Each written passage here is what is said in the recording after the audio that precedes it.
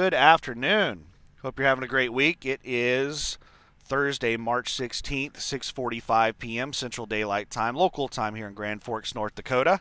Pretty sure we're on daylight savings time again. I wish they'd get rid of that stupid crap, but I don't have any say in the matter. So what's going on? Well, I'm trying to get the hell out of Grand Forks. I'm trying to get back down south, and I'm not having any luck finding a load going back down south. The rates are just abysmal. Like they're really, really bad. Um, let's before I explain how bad the rates are, let me how to let me try to figure out where to start with this. Let's start with the rates have been in decline for over a year. They've been going down slowly for over a year. And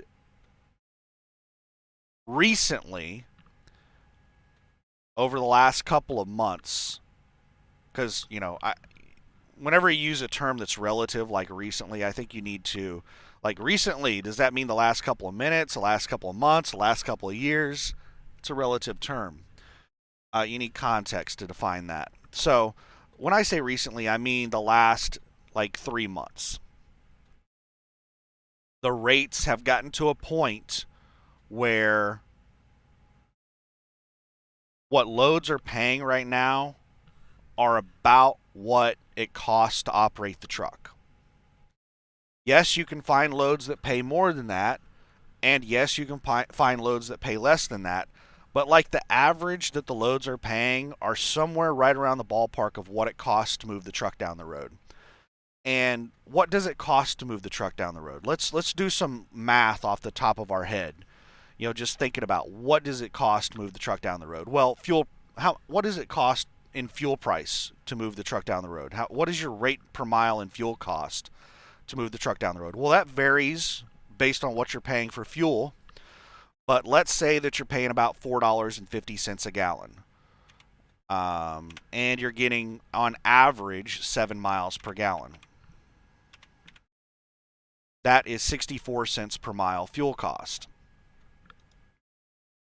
Sometimes you're going to be paying more than that, sometimes less than that. 64 cents a mile.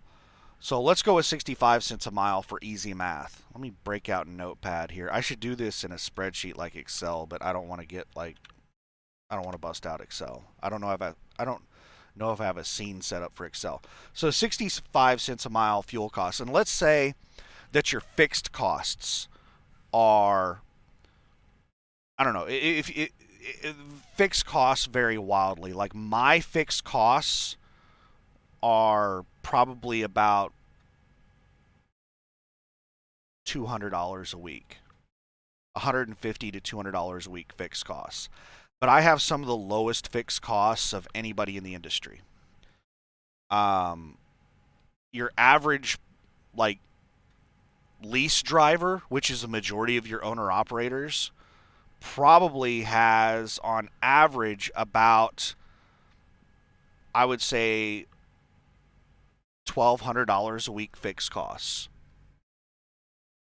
And when I'm talking about fixed costs, I'm talking about your truck payment, your insurance, your ELD, equipment rental, um, tax services, bookkeeping services. The list goes on and on and on and on and on. All of your business expenses that are not tied to, mileage. They're just fixed costs that you pay on a weekly, monthly, or yearly basis.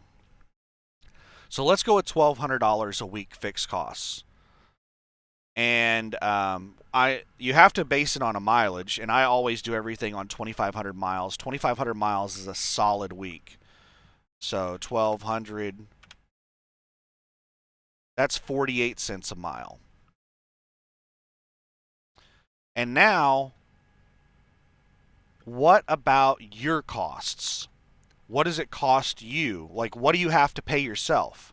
A lot of people don't factor that in whenever they're looking at what it costs for them to move the truck down the road. They just look at their fixed costs and they look at their fuel costs, their variable cost. And they add those two things together. And 65 and 48 comes to $1.13 a mile. So That's what they see as their cost to move the truck down the road is $1.13 a mile. Well, what about the driver sitting in the driver's seat? Even if you're an owner operator, you still have to pay the driver. How much does it cost for you, your absolute minimum pay for the driver? How much does it cost for you to pay your, your mortgage, your rent, your car payment, your insurance, your utility bills? If you have a family to support, all the expenses involved with that. How much do you have to pay yourself or the driver in the seat, whoever that is, to move the truck down the road? Let's say 50 cents a mile. That's what you have to pay that driver to move that truck down the road. So $1.13 plus 0.5. We're at $1.63 a mile right there. And then you can throw in some extra stuff like, a maintenance estimate. It's really hard to put a price on unexpected expenses and maintenance cost and repairs and stuff like that. It's purely an estimation. You could have the engine just flat out blow up. Your truck could, catch on fire and it's not covered by insurance. Something happened that's not covered by insurance, and your truck is a total loss. How do you put a cents per mile on that? It's nearly impossible. I'm gonna blow my nose. I'm gonna pause this for a second while I blow my nose.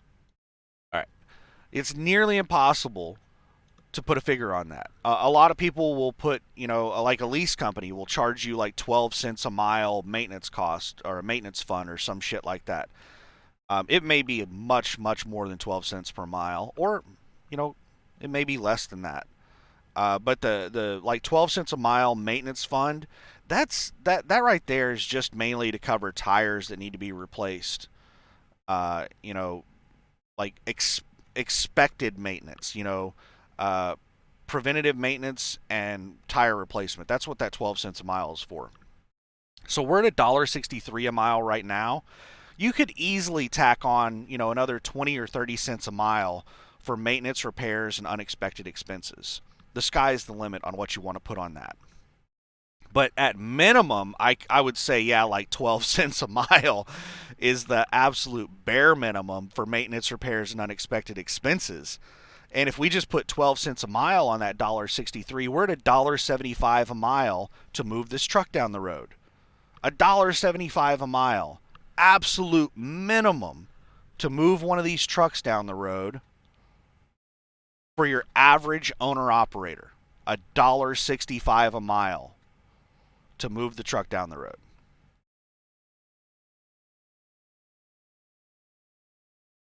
Large carriers, it costs them even more than that to move the truck down the road. Why? Like, a lot of people have this mistaken, there's a lot of people in this industry, mainly company drivers, but there's a lot of owner operators as well that just don't understand the business side. They're just oblivious as to what's going on. They have no idea what's going on. And they think that these mega carriers are out there running $10 a mile loads and they have no expenses at all. That couldn't be any further from the truth. These mega carriers are constantly underbidding each other for like the Walmart contracts and all these big contracts. The mega carriers are constantly underbidding each other for, the Kimberly Clarks and the Georgia Pacifics and the Walmarts, and the list goes on and on. All those big contracts, Clorox, Procter and Gamble, they're just constantly underbidding each other on those things. They're not running at this insanely high rate per mile and all that stuff. So it costs a large carrier more per mile to move the truck. So an owner-operator, your average owner-operator, and this is just my ballpark estimate, it costs them a minimum of about $1.75 a mile to move the truck down the road. Your average owner-operator. Your average large carrier, it costs them closer to about $2.50 a mile to move the truck down the road. Why is that? Well, not only do they have every expense that we just went over, fuel, fixed costs, and paying the driver, because they still have to pay that damn driver 50 cents a mile, 60 cents a mile, 80 cents a mile, whatever they're paying the driver. But on top of that, they have to pay for a recruiting department, a retention department, a training department. They have like entire department. They have like just their land and their shops that they either own or lease. All the equipment in their shops, the mechanics. The list goes on and on and on and on of all of their expenses involved with support, all of their support personnel, all of their management personnel. So they have tremendous costs above and beyond what an owner operator has. Owner operators are really efficient businesses because I am the recruiting department. I am, the service department. Like for instance, at the mega carriers, they have entire departments that all they do is just interact with TA and places like that and pay bills and approve and deny work and make sure that the equipment is you know being maintained properly, the permits are up to date and stuff like that. I am all of those departments as an owner operator. I take on like all of those roles, so I don't have to pay somebody else to do that. I don't have all those expenses. So now let's sit there and look at what the loads are paying. Right now, based off what I'm seeing, your average loads are paying about $2.50 a mile. Now at Landstar, I have access to see what the customer is actually paying on our contract loads. Now there's a lot of loads that are just reposted loads from the spot market, and I can see exactly what the Landstar agent negotiated that load for, but it's a co-brokered load. So I don't know what the customer is actually paying on those spot market loads because there's at least one broker in between the Landstar agent and the customer, and we have no idea how much that broker is taking on their percentage cut. They could be taking 50% of the load for all I know. But for the contract loads, what we refer to at Landstar as direct customers, where the Landstar agent is getting paid directly from the customer, there's not a broker in between the Landstar agent and the customer. I get to see exactly what the customer is paying. That's one of the reasons I like it over at Landstar is the transparency. I get to see exactly what the customer is paying. So what the customers are paying right now on average are about $2.50 per mile from what I'm seeing. And I also looked at a FreightWaves article, and that is almost exactly what FreightWaves says the average rate per mile is right now, or it was, a few weeks or a month ago whenever I watched that, was around $2.50 per mile. So $2.50 a mile is about the operating cost of the large carriers that have more overhead than an owner operator like myself. But most owner operators like myself are not getting, we don't have direct customers. There's always somebody in between us. There's somebody in between me and the customer taking a cut. Like at Landstar, there's the Landstar agent and Landstar. The agent gets 7%. Landstar gets the remaining, what is that, 28%? So I get 65%. Landstar agent gets 7%, and then Landstar gets 28%. So there's transparency. We know exactly what we're all getting. We know exactly what the customer's paying, but everybody's taking a slice of the pie. I'm not getting the full amount that the customer's paying. So, and that's the same for pretty much most owner operators. Even if you have your own authority, if you do not have direct customers, if you're pulling loads off the spot market, then you're not getting paid the full amount of the load. There's a broker, at least one broker in between you and the load. And if you're at one of those idiotic, I don't know why in the hell anybody does this stupid shit, those stupid damn leases where you lease on to a carrier and all you're doing is running loads off the spot market and they're taking, a 5, 10, 15, 20% cut. Those are the most idiotic leases that exist. That is the dumbest shit. I don't know why. there's a lot of morons out there that don't understand business, they don't understand math, and they just see 90% lease and they're like, "Oh, this is the like look at these idiots over at Landstar on these 65% leases and I'm on a 90% lease." You are a dumbass.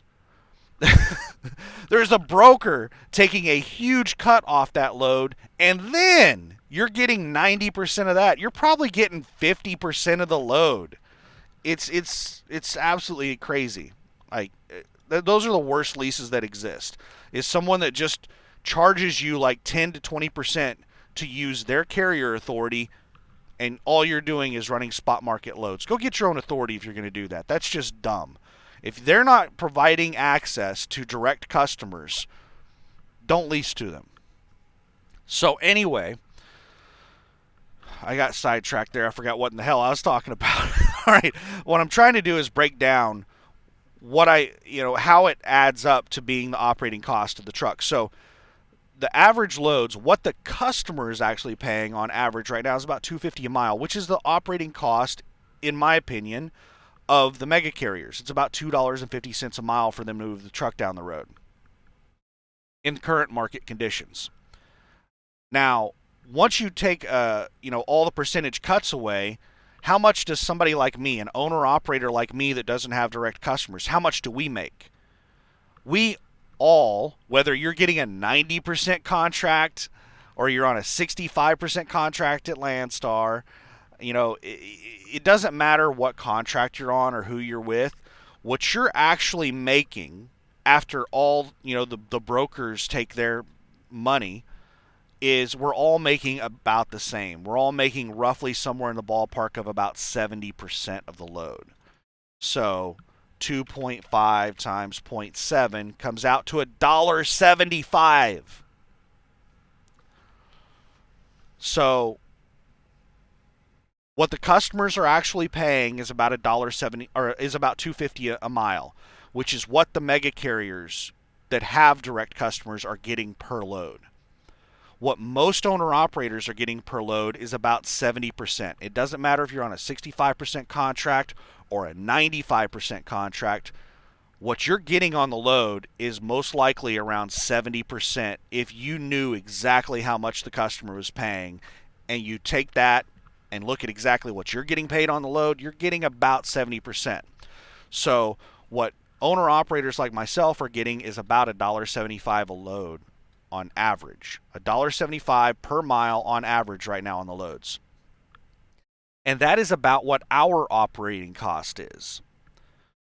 So if I had direct customers and I was getting the $2.50 a mile on loads and I was getting the full amount on it, there was nobody in between me and the customer, then I would be doing really well hauling $2.50 a mile loads on everything right now, but I'm not. I don't know how in the hell people have been making it this far in the industry with the rates as low as they are, because the operating costs are really high and the rates are really low. People are hauling like $2 a mile loads, $1.60 a mile loads, things like that. And I don't think that they understand the math behind their business.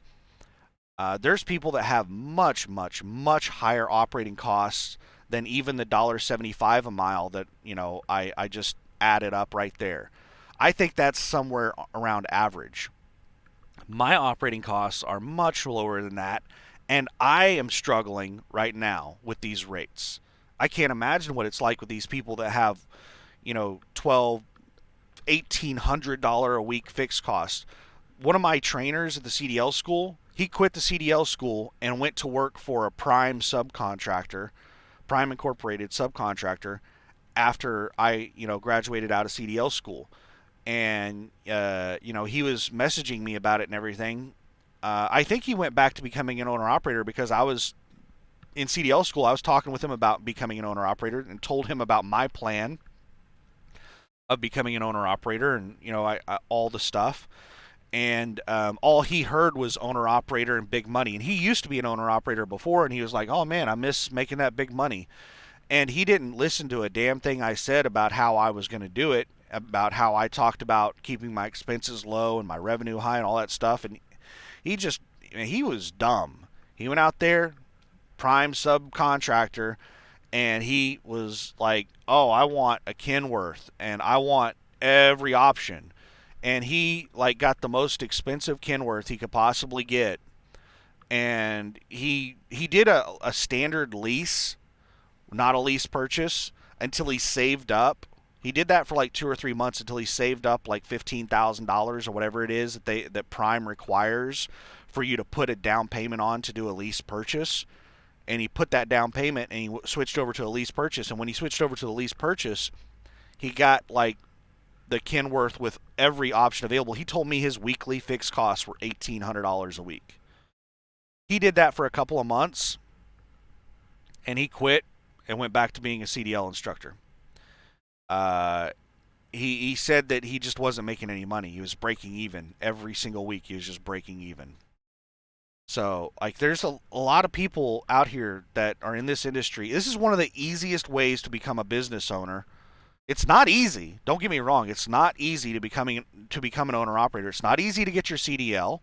It's not easy to pass training. It's not easy to get to the point where you're even a company driver as a truck driver. It is not. I don't care what all the people talk about. It is not easy. There's lots of people who fail trying to become a truck driver. And then to take the next step from being a company driver to being an owner operator is not easy. And then it's a huge leap from being just an owner operator to being a successful owner operator that's able to survive the cycles of trucking. Oh man, I would not have driven over that. Somebody just drove over a huge block of ice. That damaged the truck. But yeah, right now, in my opinion, I don't have any data to back this up. I'm not talking about an article that I read or anything like that. But in my opinion, based off what I've seen and what I know, the average rates, and I'm not talking about, rates over in Salt Lake City or somewhere out in the freight desert. I'm talking about rates in good freight markets like Chicago and Dallas. Your average rates in good freight markets are like $2.50 a mile. And if you have them as a direct customer, you're typically a mega carrier, and that's what your operating cost is per mile, is about $2.50 a mile. And if you don't have them as a direct customer, you're only getting about $1.75 a mile out of that $2.50 a mile. And that's about your operating cost as an owner operator. So, and the people that are probably really struggling right now are people that are like running fleets and they don't have direct customers. Like they're small carrier fleets where they have extra operating costs associated with managing those fleets, but they're still getting after their operating costs are probably closer to like $2 per mile, but they're getting that same $1.75 a mile that I'm getting. Like at Landstar, I could go and start up my own fleet right now at Landstar. I'd go buy 5 or 10 trucks and hire a bunch of people to drive those trucks, and Landstar will pay me exactly what I'm making right now to run all those trucks, and then I could pay those drivers whatever. Like I would still be making this exact same $1.75 a mile, but I would have more expenses. You get what I'm saying? So small carriers are probably in the worst place right now because most of them don't have direct customers, so they're not getting the $2.50 a mile. They're only getting the $1.75 a mile, but they don't have the $1.75 a mile operating costs. They have closer to like $2 a mile operating costs. Anyway, so yeah, the rates suck, and I'm trying to get my ass back down south, and I have to figure out a plan to survive this. Now, I do have money available. I don't like dipping into I have money in my checking account, I have money in my business checking account, I have money on my Comdata card, I have money in my stock account, I have money in my 401k. I have assets that I could sell, things like that. I have money all over the place, and if I have to, I could liquidate assets and get more money. But like, so it's not like I'm going to go out of business, but like I have some tough decisions to make going forward because my expenses are probably the lowest you can possibly get, and I'm struggling right now. Like, these rates are really, really bad. Really bad. What the hell? Is this the same grain hauler? Another grain hauler just parked in front of my truck in the exact same spot. Let's take a look at the rates, and I'll show you how bad these things are.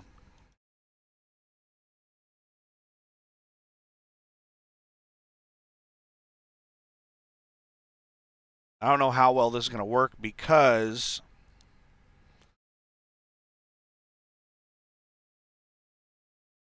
the the the Landstar portal thing keeps timing out.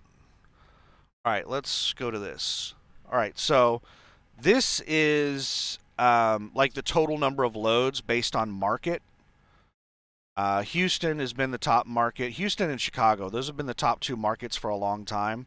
It was Chicago for a while, and then Houston overtook.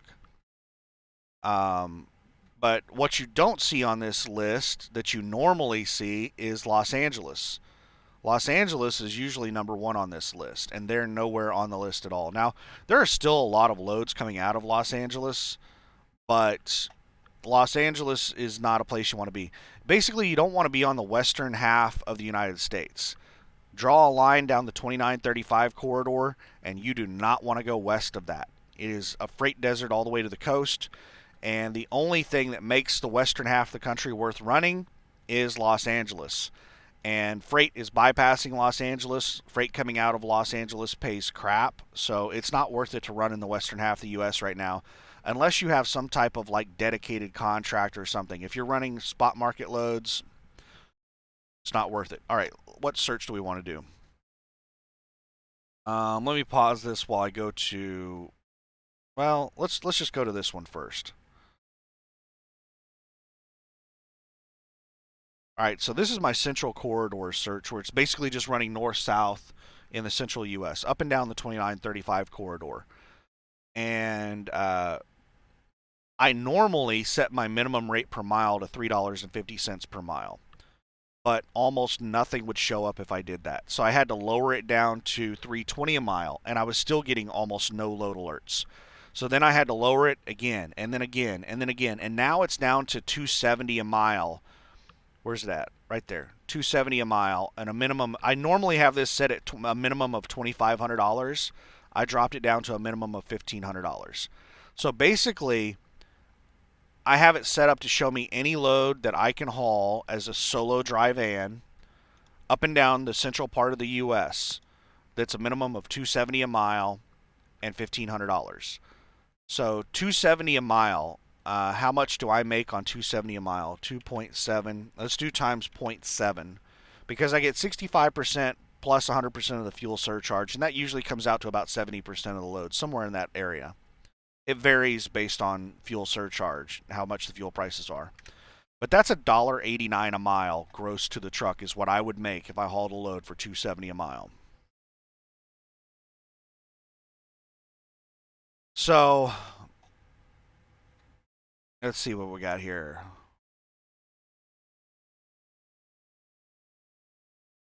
Fargo to Lubbock, Texas. Now, something that is extremely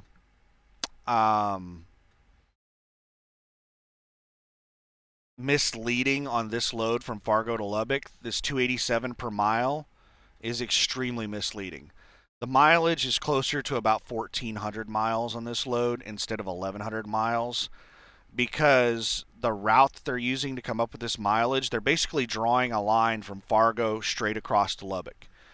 And there's no highway or interstate that does that. You're talking about driving on some country bumpkin roads.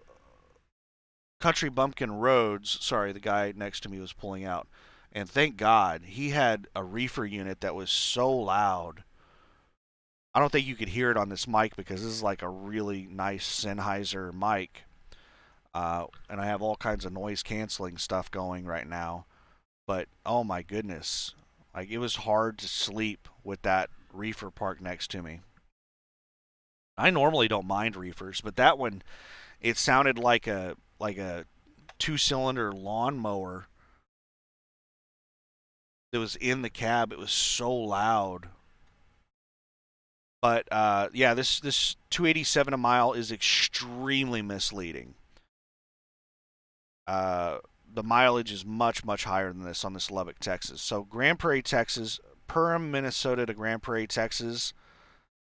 Um, that's basically it's Dallas. Grand Prairie is Dallas. I'm trying to remember what it was on this load. I think this load has like a whole bunch of extra stops on it. Let's take a look. No,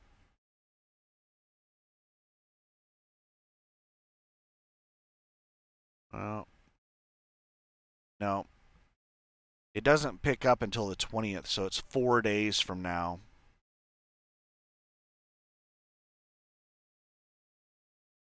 And where is it? Does it list on whether or not it's a direct customer? Um, direct shipper? No.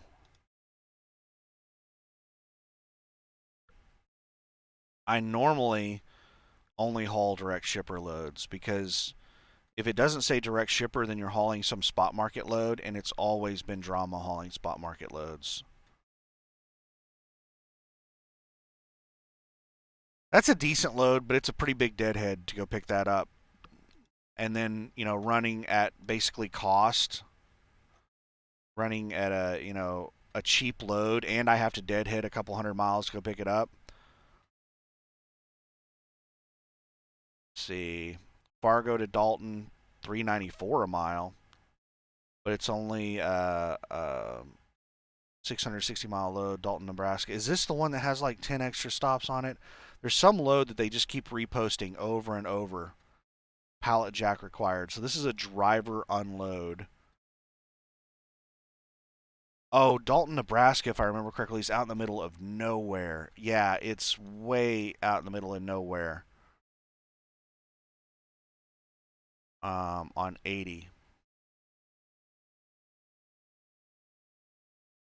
Yeah. So basically, that's going over into the freight desert, and you'd have to deadhead probably 300 or 400 miles to get back to Omaha to a decent freight market. But that it's paying almost $4 a mile. But it's going out in the middle of nowhere, and you need to tack on another 400 miles or so onto that to get your deadhead to get back over. Grand Forks to Springfield, Missouri. I called the broker on this load. This load doesn't pick up for 8 more days. This broker had another load that was supposed to pick up tomorrow. That was Grand Forks. Actually, it's supposed to pick up today. It was Grand Forks, North Dakota, down to Dallas, Texas. That was paying 270 a mile, and Carrollton, Texas, which is basically Dallas. And they said that load wasn't available anymore. And they said this load was available, but I'm gonna see if I can't find something before then. I don't want to sit around for another 8 days. I'm gonna hopefully get out of here before then. It's another load that doesn't pick up for 7 days. Oh, this is the one. Wapton, North Dakota to North Platte, Nebraska. There's a whole bunch of this one. They just keep spamming my.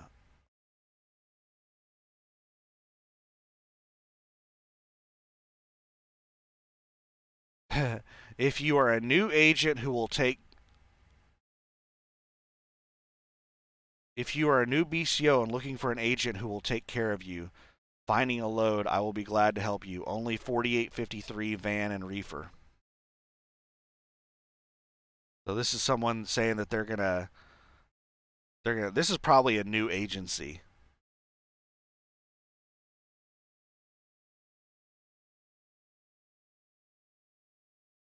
But let me see. They didn't.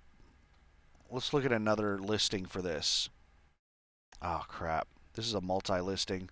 Let me pause. This is gonna fuck everything up. This thing is glitchy, and it's not pulling up correctly, and it's gonna probably log me out and reset the whole thing. So let me pause this. All right. So we're back on here. No, it doesn't look like that's the one that has a whole bunch of stops. It is going out in the middle of nowhere. Another one of these loads is going out in the middle of nowhere, and it's a massive deadhead, like 100-mile deadhead. And then I'm gonna drive out in the middle of nowhere, and I'm gonna have a huge deadhead back to Omaha. So you're talking about 400 or 500 miles of deadheading on this load. So even though it looks like a good rate per mile, 310 per mile, which these rates that you're looking at, this is what the customer pays, not what I get. So 310 a mile, I get roughly 70% of that, so 3.1 times 0.7, that's $2.17 a mile. But once you add on another 500 miles onto the load, which this load is only a 500-mile load, you cut that in half, and I'm only getting like $1.13 a mile hauling that load. And it's a max weight, 44,000-pound load. It's going to crush my fuel mileage.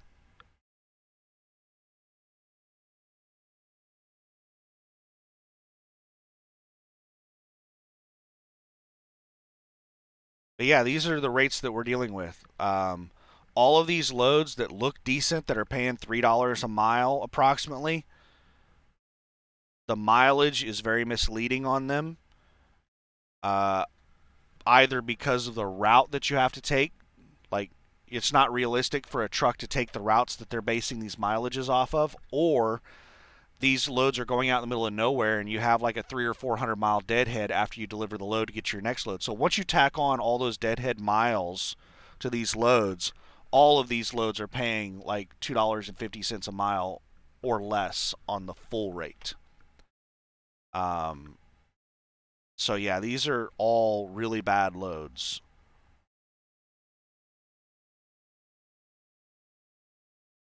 And this is the crap that I've been seeing on the load board this whole time. The only load here that is decent is this Grand Forks to Springfield, Missouri. Springfield, Missouri is a good freight market. But this load doesn't pick up for 8 days. I don't really want to be sitting around here for 8 days. So if I'm not able to find something by like Monday, then I might book this load. But I'm going to keep looking for something else before I try to book this load. And this is I'm pretty sure just a spot market load. So, like, I don't know, this load could be booked right now for all I know. This agent is not checking on this load actively. It's when somebody calls and asks to book the load, they go and they look at whatever spot market load board that they found this on and check to see if it's still listed there. If it is, then they call the broker that actually has the load and ask them if it's still available. And then it might be a co-brokered load, and that broker may have to call another broker to see if it's still available. So who knows how many brokers are involved on this load. And that's a term, I think I've talked about this in the past. Double brokering is a term that gets thrown around a lot in this industry, especially when the rates start getting really low like they are right now, and people start wanting to find somebody to blame. Let me flip this over. That's the stage that we're in right now. Is the rates have finally hit a breaking point that people are starting to get really freaked out. They're stressing. There's a lot of people on the verge of going out of business, and right now is the stage right before a whole bunch of like trucking companies go out of business, whether that be an owner operator or a small carrier or even a large carrier. But this is, what happened back in the last time we had a lot. The last two times we had a lot of trucking companies go out of business. There was 2019, and then in 2020 we had a lot of trucking companies go out of business during the lockdowns. And right before a whole bunch of trucking companies go out of business, there's a massive amount of complaining and blame game. They blame brokers, they blame the mega carriers, they blame the shippers, they blame the government, they blame everyone but themselves. because they don't know what to do, and it's somebody's fault other than their own. So, one of the terms that gets tossed around during this blame game is double brokering. What is double brokering? Well, there's another term called co-brokering. And double brokering and co-brokering are the exact same thing, except one of them is illegal and one of them is legal. Aside from that, they are the exact same thing. And what makes one of them illegal and one of them legal? Consent and knowledge. The shipper, if they consent to allowing other brokers, so the shipper signs a contract with the broker to move that load. If in that contract the shipper consents to allowing that broker to use other brokers to move the load, that's called co-brokering. If that contract doesn't consent to that, and that broker uses another broker to move the load without the shipper having knowledge or consent of it, then that's called double brokering. That is illegal.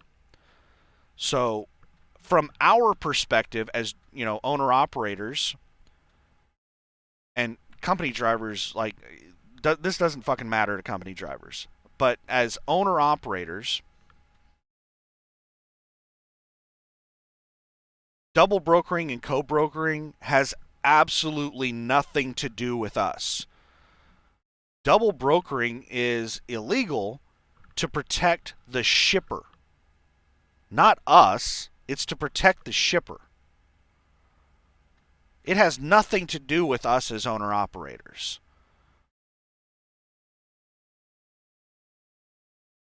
It's between the shipper and the broker that the shipper agreed to move the contract with. So I don't know why in the hell owner operators are always complaining and running their mouths about double brokering when they don't have any idea what double brokering is, and it has absolutely nothing to do with us. The thing is that a lot of owner operators, most owner operators, think it's illegal for multiple brokers to be involved with moving a load. And it's not. That is normal. That's called co-brokering, when multiple brokers are involved with moving a load.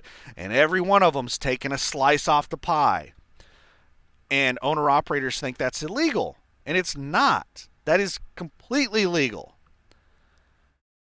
Nothing wrong with that. That's how this industry is set up. That's just, most loads are moved with multiple brokers. There's usually more than one broker involved in moving a load. Like, a lot of loads get moved with more than one broker involved. So co-brokering is completely normal. Double brokering, the only difference is knowledge and consent of the shipper. Not us, owner operators, us down at the bottom on the other end, the shippers up here. We got all these brokers in between us down here. We don't have knowledge or consent of anything in between the broker and the shipper. That has nothing to do with us. So every time I hear owner operators running their mouths about double brokering, it just, like, I immediately flag this idiot as a super trucker that has no idea what they're talking about. As soon as I hear an owner operator over there running their mouth about double brokering, it pisses me off. Anyway, enough ranting about that. So, what is my personal plan to make it through this? Because I don't think we've even hit bottom yet. There's, people that are thinking that we're about to turn a corner and the rates are about to come up at any moment. We haven't even hit bottom yet. We have not seen a massive exodus of truck capacity yet. And we have two problems. We have way too damn many trucks, too much truck capacity, and the economy is shitting its pants. The economy has been going down for a couple of years. And the freight rates are determined by supply and demand. The amount of trucks available to haul the loads and the amount of loads available to be hauled. And we have way too damn many trucks, and the number of loads are just slowly going down. And this is just causing the rates to plummet. And people are blaming the brokers. They're blaming the government. They're blaming this. They're blaming that. If you have 1,000 trucks sitting in Oklahoma City and only 200 loads, who is to blame when those 1,000 trucks keep underbidding each other? You know, the broker puts it up for $250 a mile, and somebody comes in and says, I'll do it for $240. Then somebody else comes in and says, I'll do it for $230. Then somebody else comes in and says, I'll do it for $2 a mile. And eventually gets down to where it's like 80 cents a mile. Who's to blame? It's us. It's the number of trucks out here. We're just, the market is saturated with sons of bitches. There are way too many trucks out here, and we are just bidding the loads down to nothing. So I've already started to hear it, and it's just going to get worse. All of these dumbasses out here that have no idea what's going on, and they're blaming brokers, and they're blaming this, and they're blaming that, and they're blaming their dog, and it's everybody's fault but them. They have no one to blame but themselves. It's, I'm the reason, you're the reason, and every other truck out here is the reason why these rates are so low. There are too damn many of us and not enough loads. It's because every time the rates get good, it's like a gold rush. There's just a massive number of people that come into this industry every time the rates get good. Mega carriers start hiring warm bodies. When the rates get low, mega carriers start getting really strict. It's harder to enter the industry whenever rates are low because everyone gets more, picky about who they take on. Because whenever the rates are amazing, they just have these quotas of, you need, like Prime Incorporated. I've heard that Prime Incorporated hires like 100 to 200 people per week. They have such high turnover. Just to maintain their fleet size of, like, I don't know how many trucks Prime has, 4,000 or 5,000 trucks, I'm not sure. Just to maintain their fleet size, they have to hire like 100 to 200 people a week. They have like almost 100% turnover per year. It's crazy. And these recruiters have these quotas that are higher than the number of people that are able to get into the trading classes. So they're just bringing everyone in that can meet their insurance requirements and whatever their minimum requirements are. If you meet their minimum requirements, you got a job. Get in here. They're bringing everyone in that meets the minimum requirements. When the rates go down, their quotas start going down because they want to shrink the fleet, or drivers don't move around as much whenever the rates go down because they can't. They're applying at other places and they're not getting hired. So they get stuck. So these places start getting pickier and pickier. But it's a gold rush every time the rates get good. And we just saturate the market with too many trucks and crush the rates. And then a lot of people exit the market. They start having layoffs, furloughs. Most trucking companies have such high turnover that they don't need to do layoffs or anything. They just slow down their hiring and their normal attrition. They have hundreds of people quitting per week. So they just stop hiring, or most of them can't even afford to stop hiring. They have so many people quitting per week that they just slow down their hiring a little bit. And that shrinks their fleet sizes. So that's what happens when the rates get really good and really bad, is that when the rates get really good, everyone's expanding fleets, everyone's becoming an owner-operator and starting up fleets, massive amounts of hiring. And then when the rates get bad, a lot of people go out of business, companies start shrinking their fleets, and we reduce truck capacity. But we haven't seen significant capacity reduction. Like, we've seen capacity reduction, but it's not significant.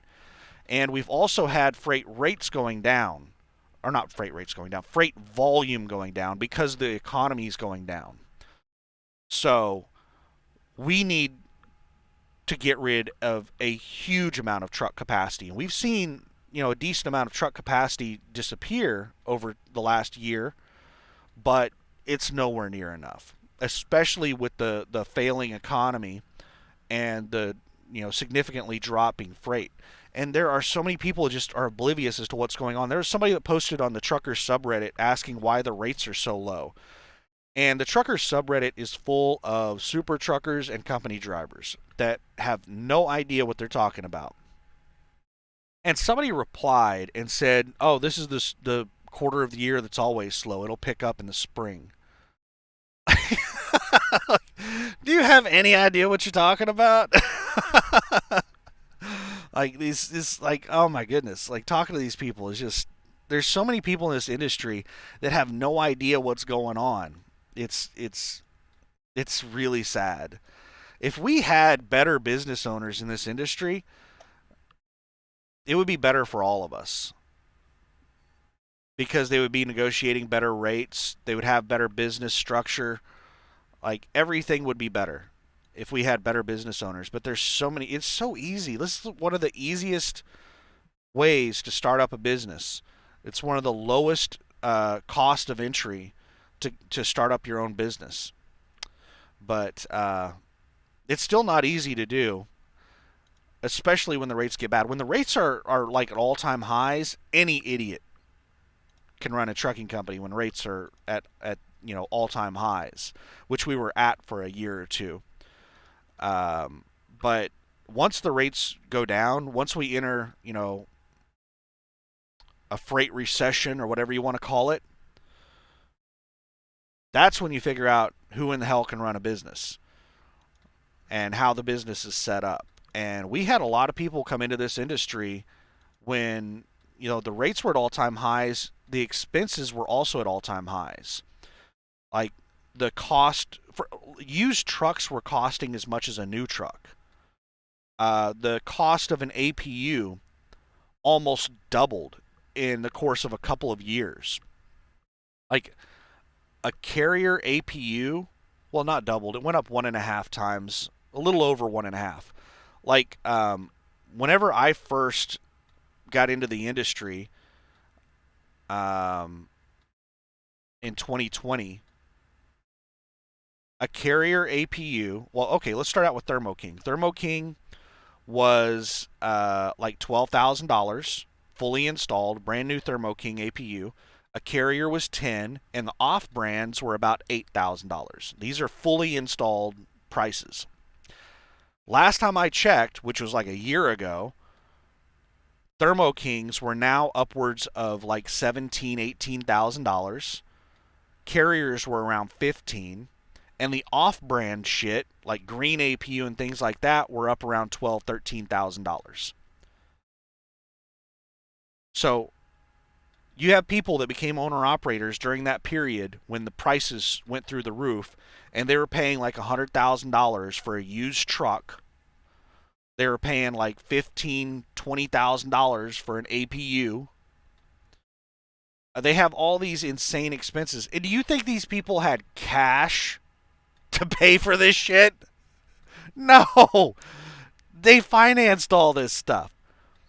So whenever I was talking earlier about your weekly fixed cost, and I was using that $1,200, that might be a little low for some of these people out here that came in during the peak whenever, the expenses were so insanely high. They may have like $2,000 a week expenses. Like it could be crazy high, but I mean, you could make 10 grand a week back then, 5 to 10 grand a week. I would say $7,000 gross to the truck was not hard to do. So who really cares about $2,000 a week fixed costs, and then I don't know, $1,500 a week fuel cost? So you're rocking like $3,500 a week in expenses, and you're making $7 grand a week gross to the truck. So that's $3,500 a week you get to put in your pocket. You're living like a king. And most of these people are probably used to making like $500 a week. And, they leave their job working at McDonald's, get into trucking, and then somebody says, "Yeah, do you want to start your own business?" They say, "Sure, sign here." And they just give them everything they need to start a business. And then all of a sudden they're making $3,500 a week after all expenses. Like, they don't know anything about the industry. They don't know that there's cycles. They don't know that this isn't going to last forever. They don't know that, like, this is the best it's ever been in trucking. Well, maybe not the best it's ever been. Like, if you were to go back before deregulation in trucking, and you were to look at, like, the actual value of the dollar back then versus the value of the dollar now, and fuel prices then versus now, and all that stuff, it was probably much, much, much, much, much better to be a truck driver back before deregulation in like the 70s. I don't know when exactly trucking got deregulated, but basically, it's my understanding all deregulation mainly was the government made it very difficult to get authority. They restricted the amount of carrier authority, and this helped to, like, set the freight rates, because freight rates are determined by supply and demand. And the problem that we have in trucking right now is the gold rush. Every time the rates get good, the market gets saturated with trucks. Well, the government used to regulate how many trucks could come in and out of the industry. So, right now anybody can get authority. Um, it's like there's like nothing holding it back. But the government used to control that, and they deregulated that. They got rid of that control mechanism to drive down freight prices. That was the sole purpose, was to drive down freight prices. Um, and that's what we're dealing with. We've been dealing with ever since then, is this cycle in trucking, where we just have the market saturated with sons of bitches that just destroy the industry, and then everybody goes out of business, and then the rates eventually climb back up, and then gold rush again, and then cycle rinses and repeats over and over and over again. And occasionally you also run into a negative economic cycle at the same time that you're going through a down freight cycle, which is what we're going through right now. We're going through a down freight cycle, and we're going through like an economic recession at the same time, which this economic recession could turn into a financial collapse. Like, who knows how bad the economy is going to get. And we have a whole bunch of situations in the world that could have huge impacts on the economy and the freight volume. For instance, like, we have Russia, a major country at war, not a proxy war, a direct war with a country, Russia and Ukraine. The war has been going on for about a year. That right there is a very volatile situation. We have this complacency about us. It's human nature that once something happens for a long time, we just normalize it.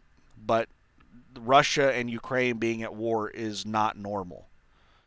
That can easily escalate out of control and become, like, there's a lot of things that could happen really quickly with that.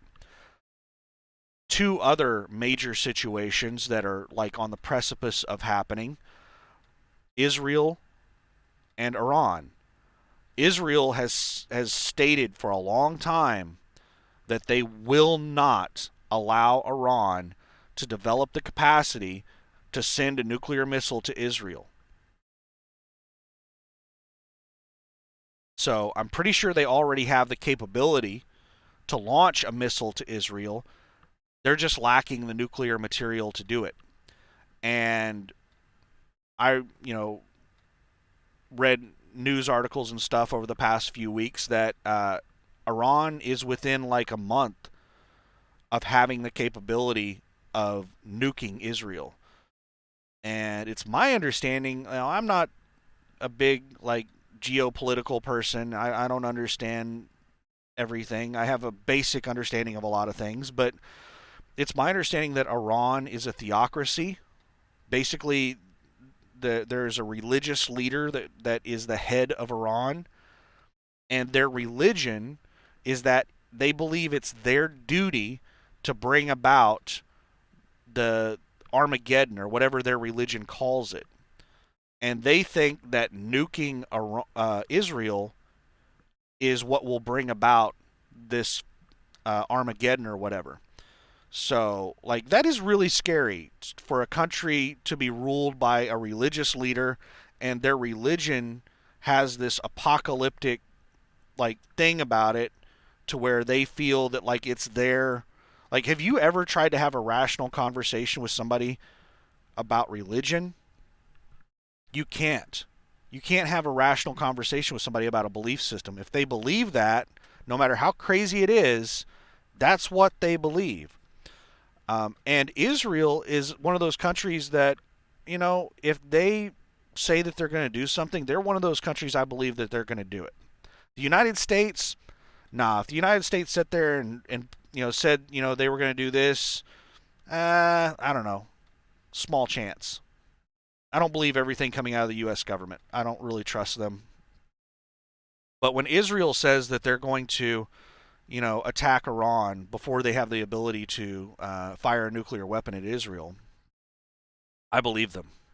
So that's something that could happen at any moment, and who knows how much that could escalate. Maybe it could be something as simple as Israel sends over missiles and aircraft, and they just bomb all of Iran's nuclear facilities and just wipes them all out. And then Iran gets pissed off and has, Hezbollah or whoever it is in the Gaza Strait fire missiles over into Israel as retaliation. Maybe that's all that happens.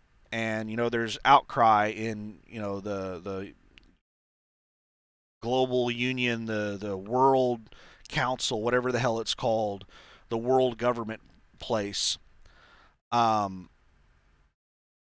Maybe that's all that happens. Or maybe it could escalate. Maybe other countries could get involved. Maybe it becomes a direct conflict between Iran and Israel. Uh, you know, Iran doesn't have the greatest military in the world, but they have a decent military.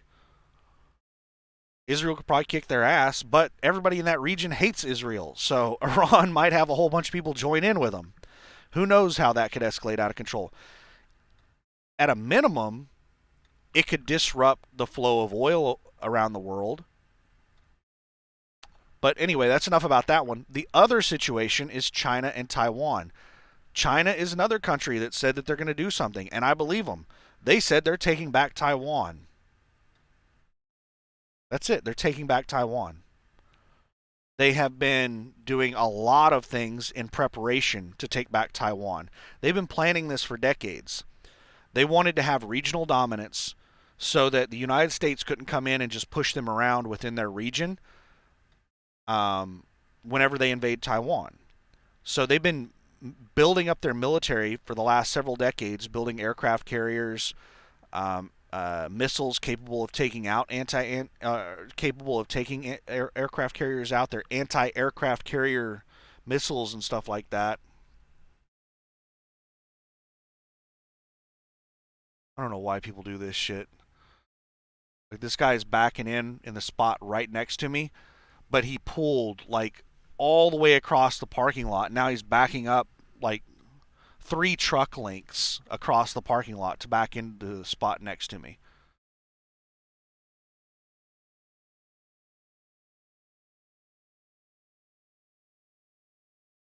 And there's people driving. They don't even know he's backing in. There's people just driving back and forth behind him.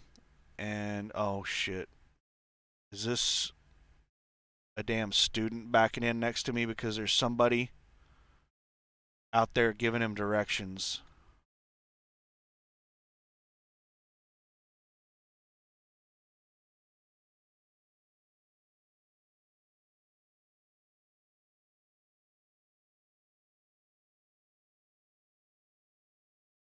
Don't hit me. Please don't hit me.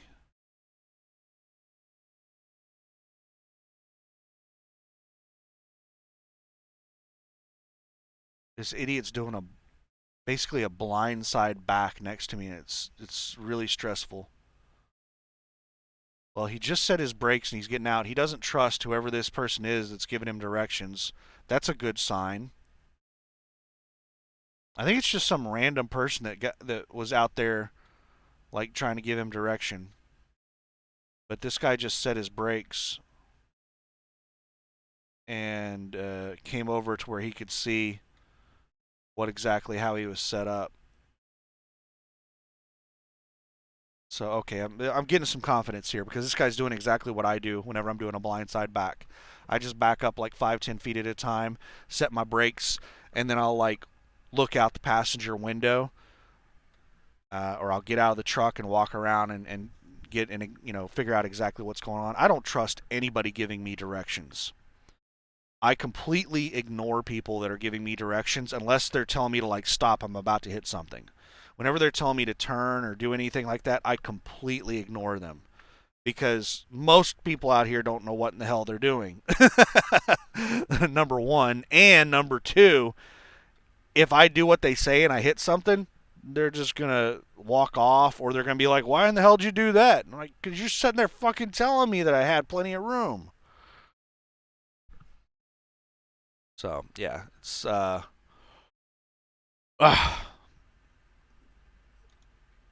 frustrating. But anyway, what were we talking about before all this happened? Well, yeah, China and Taiwan. China is going to invade Taiwan. When is that going to happen? Well, their plan is to take Taiwan back by, I believe, it's a 2045 plan. It is they've been working on this for a long time, and they are some patient people. Um, I think that in their 2045 plan, they plan to take back Taiwan by 2035. But they're way ahead of schedule. And right now is like the most perfect time for them to do it because we are involved in a proxy war with Russia, and Iran and Israel are on the verge of war, and our economy is terrible. Like, if China was to invade Taiwan right now, our current leadership has already shown that they will not get into a direct military conflict with another superpower. So, number one, China knows that with our current administration, there's no chance in hell that we will intervene with China attacking Taiwan. We will not intervene militarily. The only thing we'll do is economic warfare, sanctions. And China has been putting themselves in a position where they're not so dependent on us. They are still dependent on us. They will feel it, but it will hurt us more than it will hurt China if we sanction them. And our sanctions are likely to be minimal given how bad our economy is currently. So, like, they're just, I can't think of a better time for China to invade Taiwan than like right now. And they have a weather window for amphibious landings that in the winter, the strait, the ocean in between China and Taiwan is too rough to do amphibious landings. So basically, their weather window is from the spring to the fall. So the weather window just opened up, and if you're going to do it, it's best to do it early in the window so that you have more time to do amphibious landings, to establish a beachhead, to get air superiority. Once they have air superiority and they have, they've taken over airfields and stuff like that, then they can have supply lines through the air. But aerial supply lines are extremely dangerous until you have air superiority and established air bases. So amphibious, uh, their supply line for the war is going to be through amphibious landings. So I think the chances are really high for China to invade Taiwan within the next couple of months. So, I mean, there's just a tremendous amount of stuff going on in the world. And what I'm trying to do is get back down to Oklahoma City, and I was not able to make any money while I was out over the road this time. I'm basically not making any money. All the money I made is going to fuel and expenses and stuff like that. Um, it's basically been break even for me. So once I get back home, I'm probably going to have to pull money out of somewhere where I have money to be able to pay my taxes and pay, all of my bills at home and stuff like that. And then I'm probably going to get a hold of a broker I worked with in the past on that Hobby Lobby account. And I'm going to see if he has enough loads for me to run that Hobby Lobby account. And that's probably what I'll end up doing is running that Hobby Lobby account for the foreseeable future if there are loads available to do it and if it's still paying the same rate per mile that it used to. It used to pay $1.87 a mile, but I got an email like 6 months ago from the agent where he said that Hobby Lobby was trying to negotiate a lower rate. And that just pissed me off because like that rate is already stupid low. Like that rate is already incredibly low. It's basically close to the break even operating cost of a truck. And they're trying to negotiate a lower rate. That just pissed me off. I almost like told him to take me off the email list whenever he sent that email out. Um, that I'm just never going to do business with Hobby Lobby. Hobby Lobby is a shitty company, an absolutely horrible company. They are so cheap. They're arrogant. They're just condescending. They're just all the people that I've interacted with at Hobby Lobby. And what's a joke is that Hobby Lobby portrays itself as being like this religious company that is so moral and all this stuff. It's supposedly a very religious company. They're owned by religious people or something like that. And they are just they're they exploit the hell out of people, and they're just I don't know. I hate Hobby Lobby so much. They're just really a horrible company to work with. But I didn't burn that bridge because who knows when you might need a lifeline. And right now, that Hobby Lobby account may be my lifeline that gets me through, um, you know, these bad times. This is the reason if you want to make it long term in this industry, you really need direct customers. It is hard to make it through the cycles in trucking without direct customers. And I don't have direct customers. That's the reason I lease to Landstar is because I have access to some, direct customers, but I don't have anything dedicated. It's just whether or not I can call in faster than the other guy or if I have built relationships with agents or something like that. So, I don't know. I think I'm going to wrap this video up because I'm starting to ramble and I've forgotten what I've said so far, so I'll probably just start repeating myself. Times are rough, and they're going to get a lot worse before they get better. I don't. That's my personal opinion. That's just my opinion based off what I know. I could be wrong. I'm pretty sure I'm not going to be wrong. Everything that's happened so far, I've been talking about it for years. All that's happening right now, back last year, the year before that, when rates were at all-time highs, I was telling people, be careful buying that brand new truck that costs you $1,500 a week in truck payments.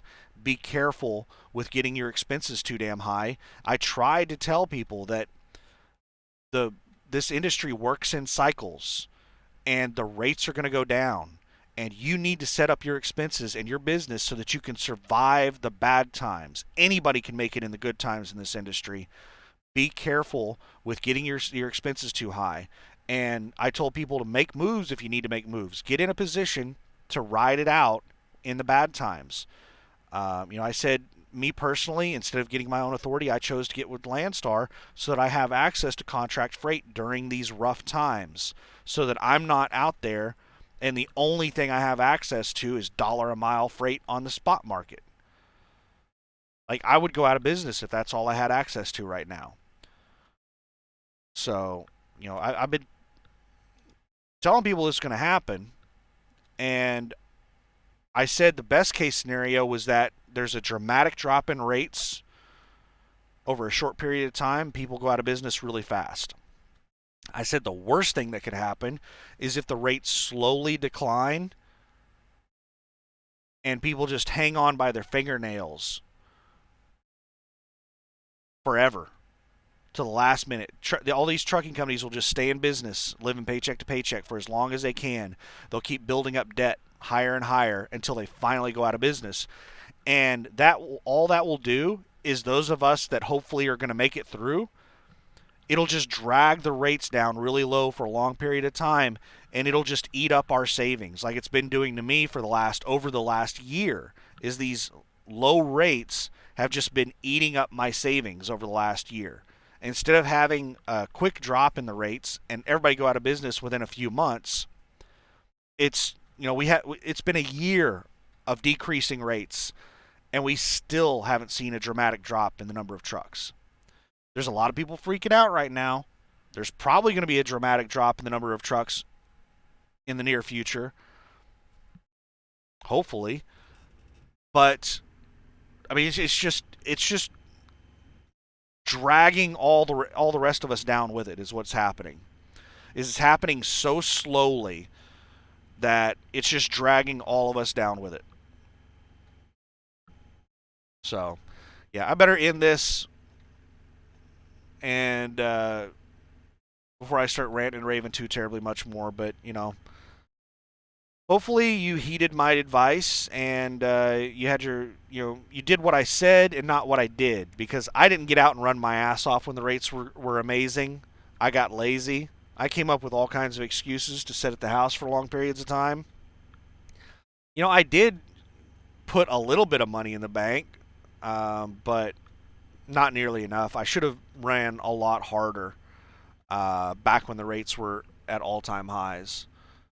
So I screwed up, and because of that, I'm going to have to dig into some savings to make it through this. I am going to survive this, but it's pissing me off that I'm going to have to dig into some savings to do it. And hopefully this teaches me a lesson, and the next time the rates get good, I replenish my savings and I put in a lot more savings to ride out the next, down cycle. But anyway, I hope you did what I said, not what I did, and I hope you're doing well. This industry needs good businesses, good owner operators, but the bad ones, we're better off without them. Hopefully they get out of here real quick. And if you're one of the good ones, then I hope you're doing well. But anyway, have a good one. Good luck. Bye.